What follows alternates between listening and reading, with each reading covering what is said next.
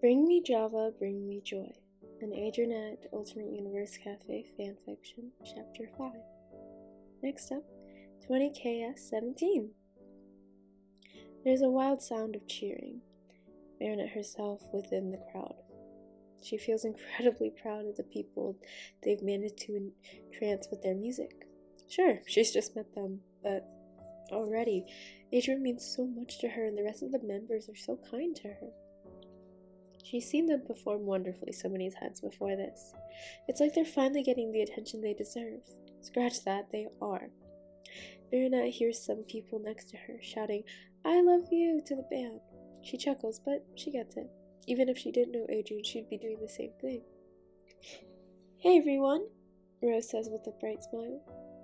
"I want to say thank you for coming to watch us, and for those of you who have never seen us before, just sit back and enjoy the show and make sure to come back tomorrow." There's a joking note to her voice that makes a laugh ripple through the waves of people. Marinette feels engulfed in these vibrations, like a guitar strum streaming right through her. It courses through her veins like a shot of espresso, and her world just gets a little bit brighter, and she didn't even know that was possible. They start to play the first song of the set. Marinette can hardly hear the low bass notes Lucas playing over the cheering fans.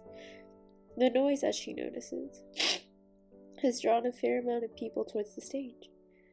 So far, 20KS17 is the loudest band to go, and the volume seems to be working in their favor. On her right, she can see little groups of people and pairs of friends walking over, bobbing their heads to the beat and wondering what all of the hype was about and for. On the left, she sees her friends, jumping and dancing with glee, finally having the space to do so. Bars are always so stuffy, and there's creepy people all around. Not out here, though. Here they can let loose and have fun. Marinette watches the stage. Their massive sound and performance skills lead to a great deal of stage presence. Her eyes flicker through all of the members. She notes that Luca must have been born to be on a stage because he's making the crowd go crazy. His bass playing looks wild, and the looks he sends over to the crowd is thick with attractive smugness that's making every girl and guy in the mosh pit swoon. It's not affecting her in the way it probably would have or could have done so weeks ago, but it's there and she can admit it. He's born to be on the center stage of everything, and it is without a doubt in her mind. But even with Luca's clear takeover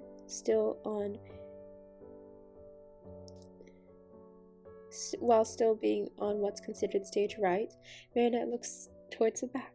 That's where Adrienne plays, doing keyboard right now. His stage presence is also strong. Not as much as Luca, but definitely enough for her eyes and others to be drawn to him. He may not have been made to be the shining gold star of a rock band, but God, Marinette can't look away. He has this quiet aura that is hard to see, but once you do, you can never miss again. His energy just standing there is so strong, and Marinette wonders how angry the band would be if she ran up on stage to kiss him right now. His hair flies around so perfectly as he moves around, the energy like electricity all around him. The dark clothes he wears bring attention to his green eyes, the only bright color on him other than the shining white teeth that reflect the sun, and blonde locks that look like strands of pure gold. There's the slightest hint of a smirk playing on his lips, an arrogance he doesn't truly have but can play while on stage. It's impressive, really. Even through the next 3 songs, when the crowd they attract is massive and their fan base is definitely double, Marinette can't stop looking at Adrienne. He moves from the back to the left and then center left. More and more he's drawing people in, and Marinette thinks smugly to herself that she was the first. "You're amazing!" Marinette cries out, leaping in the air and wrapping Adrienne into a giant hug. It's the end of the set, and she makes her way back to the green room to meet everyone, and practically pounced on him the second his foot was through the door. She's vaguely aware of the snickers of his bandmates, but she doesn't care enough to be embarrassed. Adrienne seems equally as uncaring as they hold her tighter than she thinks she's ever been held before. "Wow, I knew you had stage presence and charisma, but just, oh my God," she gushes. Her words are a little muffled into his neck.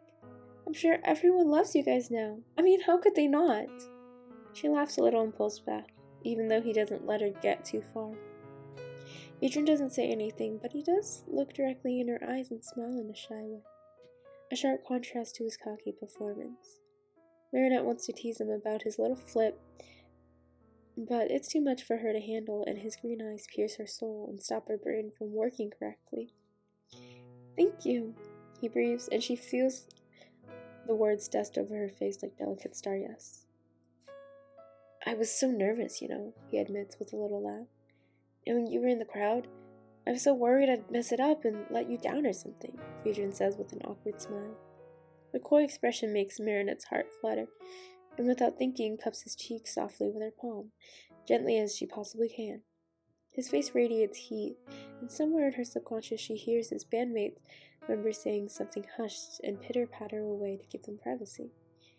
"I wanted to impress you." "Oh, Adrian," she tells him, stroking her thumb right under his eyes. The motion is intimate and meaningful, and it makes her surprised by her own boldness.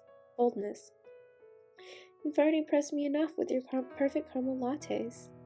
Adrian smiles at her words, like he's watching her for the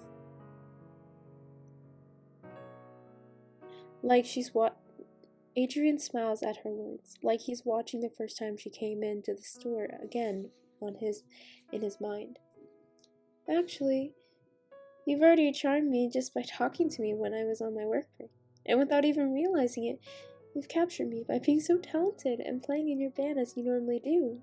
She feels Adrian lean into her hands infinitesimally more. "Really?" He looks as innocent as a seal. "Yeah," Marinette confirms with a bit of a laugh. You got me hooked the second you walked in the coffee house," Adrian admits. "Your voice, your smile, the way you walked. Everything was bound to make me fall for you, even when I didn't know you that well," Adrian says. It was as if her heart was about to burst. Her cheeks hurt from smiling so widely, but her heart and the joy made up for it. It feels as if he took her by the hand, the most gentle grip possible, with whispered promises of never letting go, and ran her through a meadow that belongs to only the two of them, a meadow no one else can ever find because it's their place. It feels like he picked a flower and tucked it in her hair, and he said he'd want to run away with her. They don't need to run away, not for any good reason, but at least it feels like they are going to run away together. They are going to run away together and hold each other when the other is weak and afraid. Gosh, this is so magical and foreign and comfortable and real. "Let's go somewhere," Adrian says with a smile, pressing his nose to hers. "Okay," Marinette replies, because she'd go anywhere as long as he'd ask. "My own coffee shop?" Adrian teases, and all Marinette can do is roll her eyes and blush. "Yeah, I felt like dragging you here because you don't spend enough time here already." She throws her head back and laughs. He pulls an amused smile, holding her by the hand, allowing her to drag him into his own workplace. Marinette thinks to herself how lucky she has become just to find a boy like him. Most other guys would be confused or weirded out, or worst case scenario, upset that she's dragging them into their own establishment. But not Adrian. He's just entertaining her surprise. And that is definitely not surprising, with a grin and loving look in his eyes. God, how did she find him? Marinette swears he's been in her life for years and years, and it's only been 2 months or so. He fits in so well in her life, in her mind, to her as a person. Yo, Adrian. She doesn't know who the worker is at the counter, but clearly Adrian does, and he sends his coworker a smile and points to something on the back wall. The cashier turns around and suddenly knows exactly what Adrian wants to order. And for you, the barista says with an intrigued raise of the brow. Marinette tucks her hair behind her ear, but before she can speak, Adrian orders for her. A medium caramel latte. Hold back the caramel syrup, he says. Marinette swears her heart just melted into a puddle, molded back into shape, and then soared off into the sky. Could he be any more perfect? Coming right up. He pays for her drink, like the absolute angel gentleman he is. Marinette makes a mental note to not even give him a chance to pull out his card the next time they go somewhere. She wants to treat him too. Marinette does, however, happily claim her normal spot with a cheeky grin on her face, and he happily takes the bar stool next to her. The way he looks at her makes her so giddy with joy she wants to shove her face in her hands and scream.